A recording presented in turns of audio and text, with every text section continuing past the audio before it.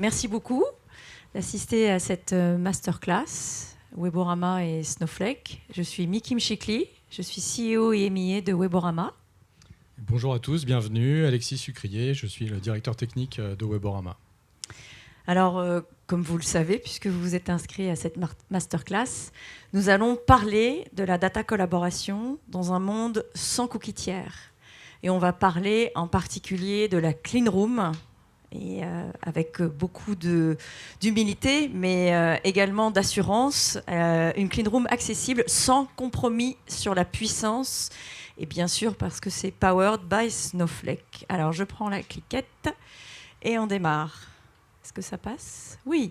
Peut-être un ou deux mots sur Weborama, parce que tout le monde ne nous connaît peut-être pas. Donc nos clients, nos principaux clients, on a 4 catégories de clients. On va travailler avec des agences médias, des agences conseils data. On va travailler avec le monde des éditeurs et on va travailler avec les annonceurs. Et notre objectif, c'est bien sûr de créer un écosystème vertueux où les flux de données, de bases de données, l'utilisation de cette donnée dans les respects de RGPD, les cas d'usage surtout que l'on va pouvoir faire, c'est ça qui nous anime vraiment chez Weborama, c'est la création de cet écosystème. 2 petits mots sur nos forces. Notre expertise, elle est vraiment sur la data, le média, beaucoup de data science chez Weborama, d'intelligence artificielle à des fins d'application, donc d'analyse sémantique. Il y a beaucoup d'intelligence artificielle qui circule. Donc nous, on est vraiment spécialisés sur la création d'algorithmes et sur la sémantique. On a des outils et des bases de données propriétaires qui sont construits par Alexis et son équipe depuis toujours, donc depuis 25 ans. On est une entreprise française et on est créateur, producteur de nos outils et distributeur de nos outils. Tout ce qu'on fait a un objectif d'activation, et ça c'est vraiment important, que ça soit l'activation CRM d'un côté ou l'activation média de l'autre, ou des partenariats data, on va en parler, c'est notre sujet du jour. Et puis on est présent donc sur 3 continents, EMEA, LATAM, North America. Nos outils sont présents et disponibles dans 8 langues, en fait 9, mais le chinois est un peu moins utilisé, et nous sommes 275 experts. Voilà pour vous présenter rapidement Weborama. Alors, le challenge du marché, vous les connaissez, j'imagine. On ne peut plus se contenter de cette vue silotée de la data. C'est vraiment le postulat et le point de départ du travail qu'on a fait avec notre Chief Data Officer qui est ici dans la salle, les équipes d'Alexis. Et c'est le postulat de base qui a généré ce partenariat avec Snowflake. Vous le savez, raréfaction des cookies tiers, même si ceux qui utilisent principalement Google se disent non, tout va bien, j'ai encore tous mes ID. Eh bien non, en fait, mauvaise nouvelle, avec des taux de consentement qui sont ce qu'ils sont, autour de 30%, Firefox et Safari qui ont bloqué les cookies, eh bien c'est fini. On ne peut plus adresser ces populations et donc on peut s'occuper potentiellement de 50% de son audience qu'on ne peut pas retrouver, ce qui est un peu embêtant. On a bien sûr des enjeux juridiques, réglementaires autour de la sécurité qui pour nous ne sont absolument pas une option, mais pour personne. Et ça, c'est un des points importants de la data collaboration. Notre obsession, je l'ai dit en introduction, ce sont des insights activables. Ça ne sert à rien de savoir que Monsieur Dupont aime les voitures rouges si je ne suis pas capable d'adresser potentiellement à un profil qui ressemble à Monsieur Dupont une publicité contextualisée sur la voiture rouge. Pour prendre juste cet exemple-là, mais évidemment, c'est beaucoup plus sophistiqué que ça. Et enfin, ce qui nous anime aussi, c'est ce manque d'interopérabilité des outils. C'est-à-dire qu'on cumule des couches d'outils parce que c'est important. Il nous faut une CDP pour collecter et structurer la donnée. Il nous faut un ID Graph pour s'organiser sur notre donnée first party. Il nous faut des outils d'ad server, etc., etc. Mais quelle est l'interopérabilité que l'on peut mettre en place et la compatibilité de ces outils? Et ça aussi, c'est une obsession importante. Alors, pour rentrer dans le vif du sujet, on a lancé en début d'année la Data Intelligence Platform, Weborama et la Data Intelligence Platform. Elle se compose de plusieurs applications Si vous voulez, on pourrait prendre la métaphore d'un iPad. C'est l'iPad Weborama, et dans cet iPad Weborama, qu'on peut soit vous prêter, soit vous avez votre propre iPad, vous allez pouvoir downloader des applications. Vous avez déjà une CDP, donc vous n'avez pas besoin de CDP, très bien, mais on peut récupérer les données de la CDP. Le contextuel, pour l'activation cookie-less, vous avez cette application ou pas cette application, à nouveau, disponible sur votre iPad ou sur l'iPad Weborama qui vous est mis en location. La Clean Room, les Insights, j'en ai parlé, l'ID Graph, la base de données propriétaire Weborama. On travaille encore avec 40 millions de profils cookies, mais on a aujourd'hui 200 millions d'URL scorés, donc 100% cookie-less, dans les 8 langues dont j'ai parlé au début. Tout ça est supporté par un data hub. Le data hub, notre choix, c'est porté sur Snowflake. Et Alexis va vous expliquer dans quelques instants pourquoi. Et ce qui est fondamental, c'est la connexion à l'écosystème, puisqu'il y a plus de 50 connexions qui sont possibles. Et quand les connexions ne sont pas faites, eh bien, revenez vers nous. On a toute une équipe d'ingénieurs opérations, donc, qui sont en relation avec les clients, qui aident à faire les bridges qui nous manquent.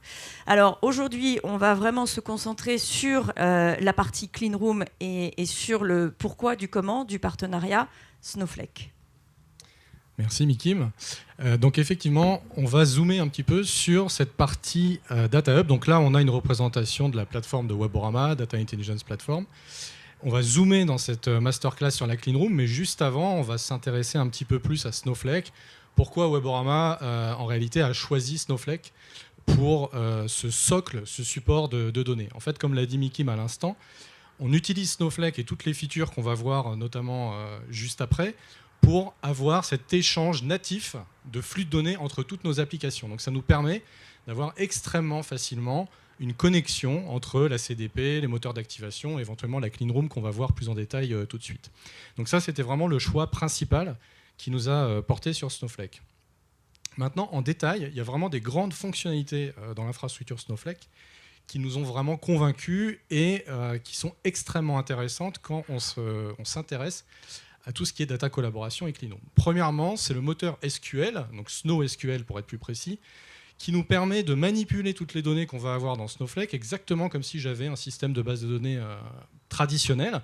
Mais la grosse différence majeure, c'est qu'en arrière-plan, sous le capot, j'ai une base de données qui croît virtuellement à l'infini. Ça scale pour moi tout seul, je n'ai pas besoin de faire des tâches d'administration. Et en fonction de mes usages, j'aurai la puissance de calcul qui sera là. Donc ça, c'est un premier point extrêmement important. On sait qu'on va manipuler la donnée facilement quand on va utiliser Snowflake.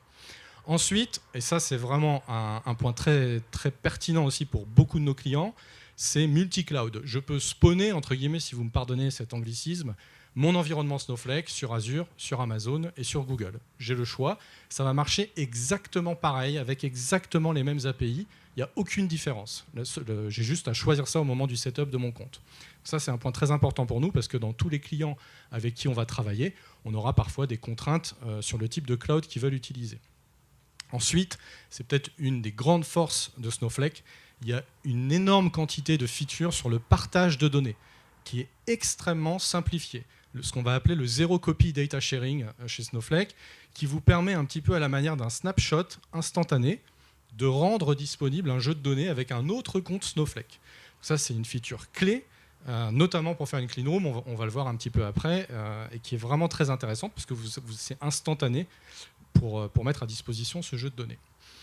Ensuite, bien sûr, et Mikim m'en a parlé juste avant, tout ce qui est de l'ordre de la sécurité, de la privacy, c'est non négligeable et c'est devenu extrêmement complexe, toutes les mesures de réglementation qu'on doit respecter. Et quand on manipule la donnée d'un client, on doit évidemment avoir en tête toute une série de guidelines très importantes. Snowflake a été conçu dès l'origine avec des principes de sécurité extrêmement puissants, extrêmement forts. C'est évidemment une solution qui est certifiée ISO 27001 et d'autres certifications de ce type. Et donc ça, c'était fondamental pour nous, évidemment, de se baser sur une solution comme ça. Enfin, on va avoir quelque chose qui est un peu la cerise sur le gâteau, c'est le data marketplace de Snowflake. À partir du moment où je commence à travailler dans Snowflake, je peux m'en servir, comme on va le voir là, comme ma base de données interne, entre guillemets. Mais je vais pouvoir, en utilisant ces fonctionnalités de data sharing, les rendre disponibles sur la marketplace Snowflake et éventuellement vendre des jeux de données. Il y a tout un écosystème, un petit peu comme on pourrait voir un App Store. C'est un data store, si vous voulez, qui est très facile d'accès et ça ouvre un canal de distribution pour la donnée également. Donc ça aussi, ça peut être très intéressant. Et tout ce que je viens de dire là, en réalité, c'est le socle idéal pour bâtir une clean room, à tel point que Snowflake propose un back-end de clean room qui s'appelle Data Clean Room, DCR, sur lequel Weborama se base pour offrir son offre clean room. Donc si vous utilisez la clean room de Weborama, en réalité, en arrière-plan, vous utilisez l'intégralité des fonctionnalités de la clean room de Snowflake. Là, je vous ai donné un petit peu tous les points qui nous ont convaincus, nous, en tant que Weborama, développeurs et éditeurs de cette plateforme, de choisir Snowflake. Mais si on se place du côté de nos clients, on pourrait résumer avec 3 grands points les avantages de ce choix. Le premier, c'est le multi-cloud. J'y reviens. On peut avoir un client dans le retail qui va, au hasard, vouloir éviter, par exemple, de travailler avec Amazon, qui peut considérer comme un conflit d'intérêts dans ce cas-là. Donc s'il est par exemple sur Azure, on pourra utiliser Azure dans ce cas. Donc ça, c'est un point extrêmement important, le multi-cloud. Ensuite, Mickey m'en parlait à l'instant, il y a le problème du silotage des données. D'une manière naturelle, les données vont avoir tendance à se siloter entre services. Ça va être compliqué de faire des échanges, de définir la data gouvernance entre les différents services. Et comme auparavant, on devait très certainement recopier des données, les reformater, etc., c'était très long. Grâce à Snowflake, ça va être beaucoup plus simple sur ce point-là. Et donc, on va pouvoir à la fois garantir les règles d'accès à des jeux de données et en même temps les désiloter. Voilà. Et ensuite, comme je le disais, le zéro copy data sharing qui est vraiment très important. Donc ça, c'est du point de vue du client. Maintenant, on va rentrer dans le cas vraiment spécifique de la clean room. C'est vraiment ce qui nous intéresse dans cette masterclass. Maintenant que vous avez en tête les points clés du socle Snowflake. Qu'est-ce qu'une clean room ? On va peut-être commencer par là, parce que c'est un mot qui est extrêmement utilisé ces derniers temps. On peut le définir de beaucoup de façons. Donc moi, je vous propose une définition ici. On va commencer par dire qu'une clean room, c'est un espace sécurisé dans lequel je vais pouvoir mettre en collaboration des données entre différentes parties. Ok, donc là j'ai dit ça, j'ai pas dit grand-chose. En réalité, on peut déjà préciser que ces parties sont de deux natures. Je vais avoir un fournisseur de données. En quelque sorte, on pourrait dire que c'est le possesseur de la clean room. C'est lui qui instancie sa clean room. C'est lui qui décide de éventuellement monétiser sa donnée au travers de sa clean room. Et ensuite, en face de ce provider, de ce fournisseur, je vais avoir un ou N consommateurs de données. Ils sont entre guillemets les clients de cette clean room qui vont avoir un accès pour venir en bénéficier. Donc ça, c'est une première chose. Ensuite, la seconde et peut-être la plus importante, c'est qu'en réalité, je ne mets pas à disposition des données. Et ça, c'est très important. Je mets à disposition le résultat d'une requête sur mes données. Je vais vous prendre un contre-exemple pour être très clair. Un exemple un petit peu caricatural. Imaginez que moi, je vous donne toute ma base de données clients dans un bucket. Je fais un export CSV de l'intégralité de mes clients et toutes les infos que je possède sur mes clients, et je vous envoie un lien vers un bucket sur ce fichier CSV. Est-ce une clean room ? Évidemment, non. Vous avez accès à toutes les données que je possède sur mes clients. Je n'ai pas du tout envie de vous donner ça. Donc ce n'est pas du tout une clean room, c'est un partage de données pur et simple. Une clean room, ça va imposer des contraintes qui vont définir dans quelles conditions je peux partager mes données. Et c'est là que toute la nuance est importante. Les contraintes, elles vont être de plusieurs types. Premièrement, je vais avoir des contraintes évidemment de sécurité. Qui a accès à cette clean room ? Pour combien de temps ? Je vais définir par exemple une durée de vie sur ma clean room. Je n'ai pas envie qu'elle vive ad vitam aeternam. Donc, premier type de contrainte, la sécurité, les droits d'accès, etc. Deuxième type de contrainte, tout ce qui va être de l'ordre du respect de la vie privée des citoyens qui concerne ces données. Je vais pouvoir, notamment grâce à Snowflake, définir des policies, des règles qui vont par exemple masquer des données reconnues comme PII, comme informations qui permettent d'identifier des individus. Donc je vais avoir toute une série de règles que je vais imposer. Et enfin, et surtout, je vais définir dans quelles conditions les requêtes peuvent sortir de la clean room. Qu'est-ce que va pouvoir obtenir un consommateur de la clean room ? Et en fait, quand je dis ça, je dis que je définis des requêtes. Et en réalité, ce que je mets à disposition, c'est le couple jeu de données qui reste privé chez moi et requête que je vous autorise à exécuter sur mon jeu de données. Et ça, c'est vraiment fondamental parce qu'en réalité, dans l'exemple qu'on a ici, Le Bon Coin, possesseur de la clean room, à sa base CRM, il définit les règles qu'il accepte que Renault exécute sur ces données, et Renault va les exécuter et n'obtiendra que le résultat de ces requêtes. Il n'obtiendra jamais les données elles-mêmes. Je vais vous montrer un tout petit exemple pour illustrer ce que je viens de dire. Avec des clients fictifs, on a parlé de M. Dupont tout à l'heure, donc on va prendre le CRM de Dupont Incorporated, et on va imaginer que Dupont Incorporated, il a une base de données, comme vous le voyez, comme vous pouvez le deviner, un petit peu orientée offline. Voilà, j'ai des adresses email, c'est peut-être une base de carte de fidélité peut-être. J'ai des âges, des numéros de téléphone, des adresses postales, peut-être même un numéro de carte bleue. On peut peut-être imaginer que c'est une boutique, Dupont Incorporated. Il a envie de monétiser sa donnée, Dupont Incorporated, et donc il utilise la cleanroom de Weborama, powered by Snowflake évidemment, parce que c'est quelqu'un qui a du goût. Et il a signé un contrat avec Duval Corp, qui lui est un site web. Donc comme on peut le voir là, dans sa base CRM, plutôt orienté online, j'ai des cookies, j'ai des centres d'intérêt qui ont peut-être été devinés, et puis peut-être un pseudo. Et le point commun que j'ai entre les deux, c'est des adresses email. Une fois qu'on a ça, on a donc nos deux parties, à gauche le fournisseur, à droite le consommateur.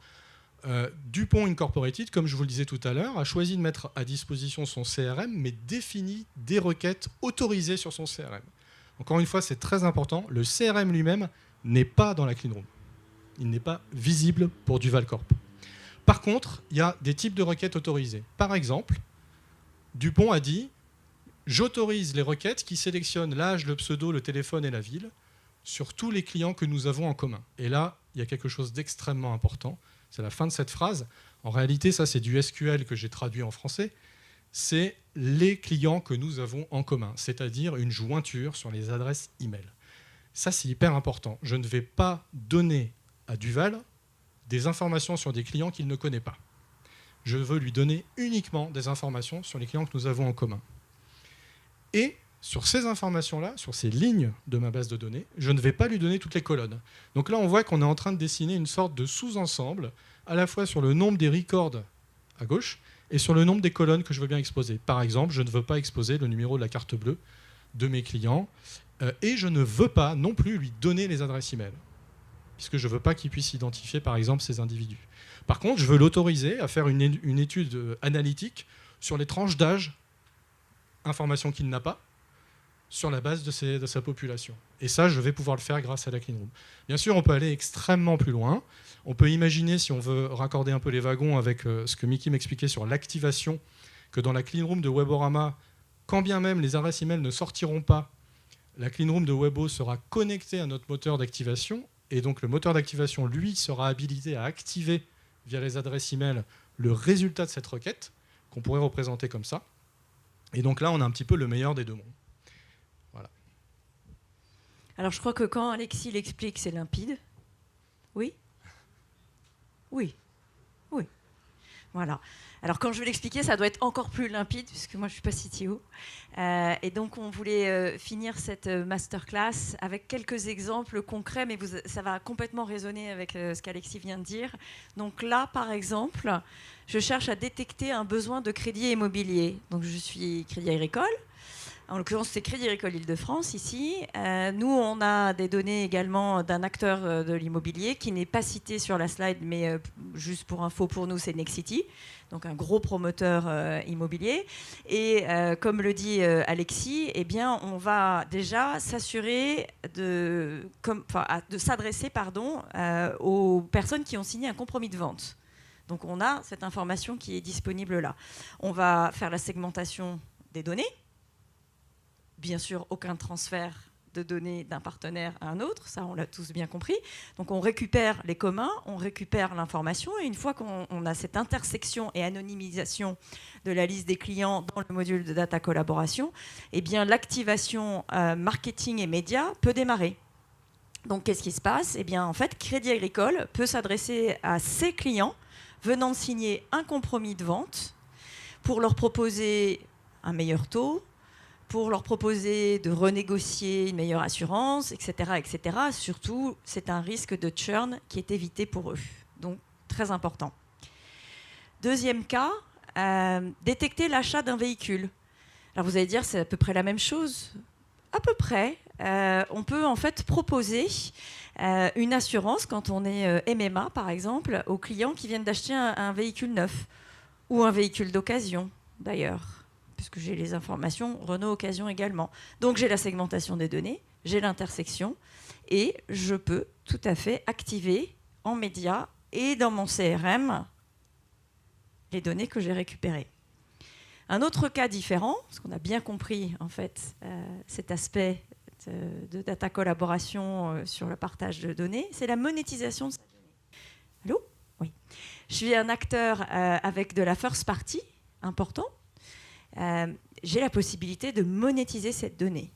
Donc je vais prendre, tout à l'heure on parlait de Le Bon Coin, on travaille avec eux en ce moment. Le Bon Coin a beaucoup de données first party, c'est une des plus grosses plateformes en France.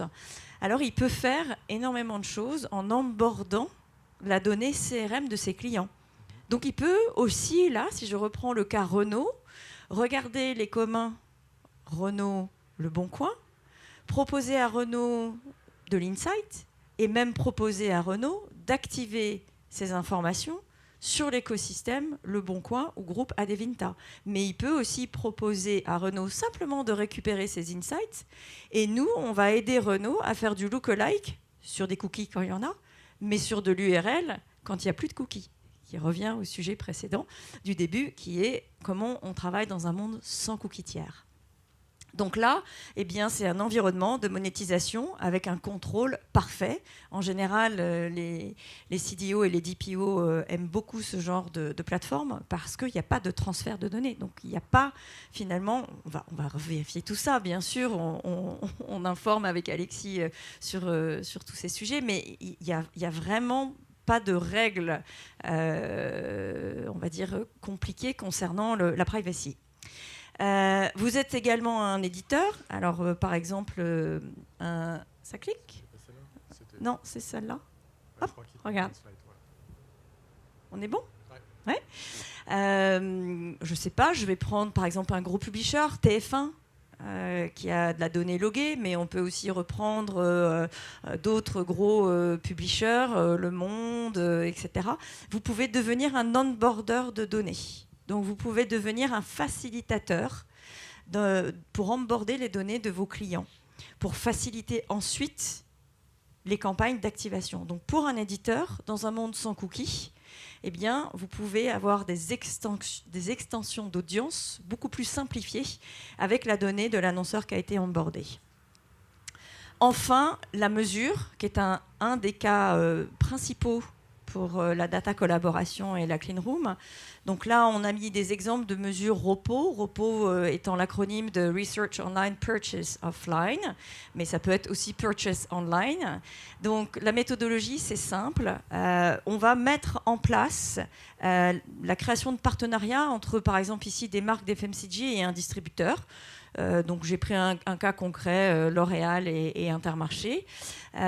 L'Oréal va faire une campagne média et il veut savoir quel est l'impact de sa campagne média sur les ventes en magasin, en drive et online. Et donc, grâce à la Clean Room, il va y avoir une intersection des CRM. En général, le CRM de L'Oréal est plus faible que le CRM du distributeur. Et le distributeur va pouvoir donner des informations d'efficacité de la campagne média sur ses ventes en magasin. Donc ça, c'est un cas qui est vraiment très puissant. C'est des données qui, en général, ne sont pas disponibles parce que les distributeurs ne fournissent pas historiquement ces données-là. Soit on fournit les données en propre, ça dépend des distributeurs, soit on vous fournit des informations en pourcentage, en points de part de marché, etc. etc. Donc ça, c'est à définir entre nous et le distributeur et les marques FMCG qui veulent mettre en place cette collaboration. Donc comment ma campagne média peut être mesurée grâce aux remontées des ventes en magasin. Le Graal, le rêve. Et cet exemple, il est très intéressant aussi parce que justement, les adresses email ne sortent pas. Elles sont utilisées en interne dans la requête qui va tourner dans la clean room pour faire les calculs de performance. Et à la fin, on expose les résultats des performances des campagnes, mais à aucun moment, on fait sortir les adresses email sur le consommateur, en l'occurrence ici L'Oréal. Donc c'est un bon exemple, je pense. Donc merci Mikim pour ces use cases bien concrets. Maintenant, pour conclure très concrètement, si vous voulez passer à l'action, ce qu'on souhaite, comment mettre en œuvre la clean room de Weborama? En fait, il y a deux façons de faire. La première manière de faire, c'est le managed service, ce qu'on appelle le managed service. Comme vous l'avez compris, on est basé sur Snowflake et l'intégralité des features essentielles de la clean room sont disponibles dans le Data Clean Room Snowflake, qui est un back-end technique qu'on opère pour vous. Donc c'est pour ça qu'on appelle ça le managed service, et ça c'est disponible dès maintenant. Donc si vous avez des use cases tels que ceux que Mikim m'a exposés ou autres, on peut les mettre en place avec nos équipes de data scientists et data spécialistes chez Weborama. C'est une des valeurs ajoutées de Webo, c'est qu'on est éditeur de notre plateforme, mais on a aussi nos équipes de spécialistes qui peuvent venir offrir du service pour mettre en œuvre ce type de use case assez technique et complexe. Et enfin, on va avoir, donc on ouvre la private preview dès cet été, donc ça c'est très important, et là on revient au titre de notre masterclass. On a l'ambition de proposer au marché une clean room accessible et puissante, bien sûr, puissante, on a vu pourquoi, il y a tout le socle Snowflake en dessous, mais surtout cette accessibilité, elle va s'incarner sous la forme d'une application dans notre plateforme, donc vraiment une web app avec une interface utilisateur très simple d'accès, qui est véritablement no code. Vous n'aurez pas à écrire du SQL pour utiliser les cas d'usage qu'on vient de vous exposer ici avec l'application Cleanroom de Weborama. Donc la private preview va être ouverte à partir de cet été pour les premières personnes qui souhaitent tester. Donc n'hésitez pas, vous pouvez flasher le code et rentrer dans notre base de données CRM pour être parmi les premières personnes à accéder à cette Cleanroom. Promis, on ne les partagera pas, sauf dans une Cleanroom. Est-ce que vous avez des questions? Une question par là.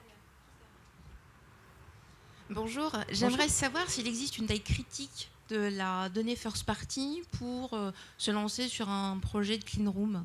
Alors c'est une très bonne question. On n'a pas déterminé une taille critique. Je ne peux pas vous donner un nombre d'ID, mais c'est vrai que si c'est petit, ça va être décevant puisqu'on va matcher uniquement les communs.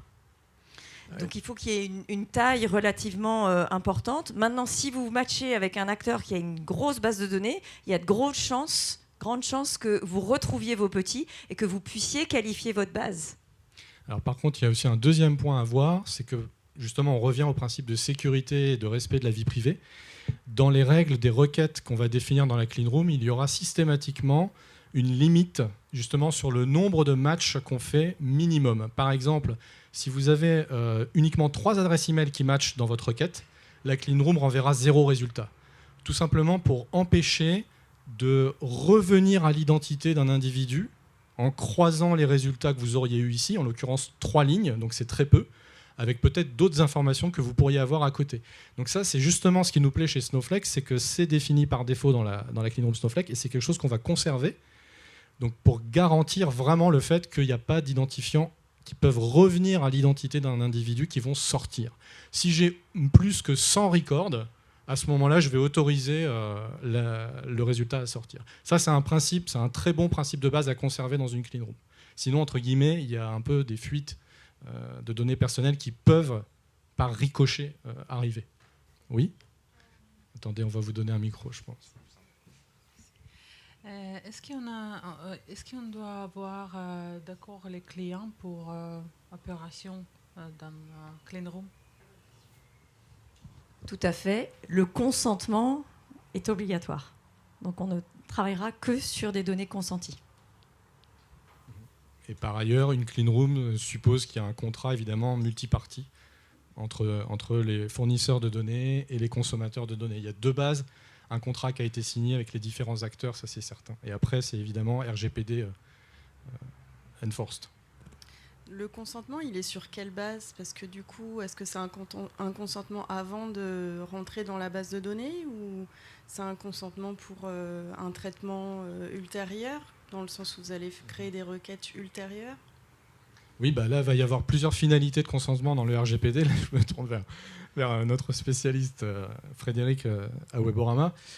Mais évidemment, il va falloir que les données qu'on va mettre à disposition dans la clean room aient un consentement lié à l'usage qu'on va en faire. Voilà, moi, je ne peux pas rentrer plus que ça dans le détail, mais c'est le principe de base. Moi, j'ai une question un peu dans le prolongement de ces échanges-là. L'efficacité, ce qu'on va faire de cette solution dépend aussi de toutes les parties qu'il y a en face, en fait, grandement. Et ça, qu'est-ce qu'on... est-ce qu'on doit aller chercher ces partenaires avec qui on doit croiser les données, ou c'est vous qui facilitez les relations et voilà, comment ça s'organise, quoi? Alors oui, on vous propose déjà un nombre de matching avec des partenaires qui sont déjà partie prenante, soit parce qu'ils utilisent une des applications de la Data Intelligence Platform de Weborama, donc la CDP par exemple, et donc les données sont facilitées. Et puis on a beaucoup de partenaires qui viennent vers nous et qui ont de la first party data et qui cherchent à la monétiser. Et donc, on va opérer ces matchs-là en proposant de la collaboration. Après, vous pouvez aussi avoir un partenaire avec lequel vous réfléchissez depuis quelque temps et vous n'avez pas trouvé la solution technique pour pouvoir faire ce matching. Donc, on vous propose cette solution technique. Et peut-être un dernier point intéressant à avoir. Encore une fois, on est basé sur Snowflake. Donc, si vous êtes vous-même client Snowflake, il n'y a pas besoin d'être client Weborama nativement. Quand on va définir la clean room de Weborama, on va utiliser des account ID Snowflake pour parler vraiment concrètement. Et donc tout ça, ça peut fonctionner directement sur un compte Snowflake externe. Ça marchera exactement de la même manière. Donc ça peut être un autre canal aussi. Merci infiniment. À très bientôt. Merci beaucoup. Si vous voulez la présentation, scannez le QR code et on vous l'enverra avec plaisir. Merci.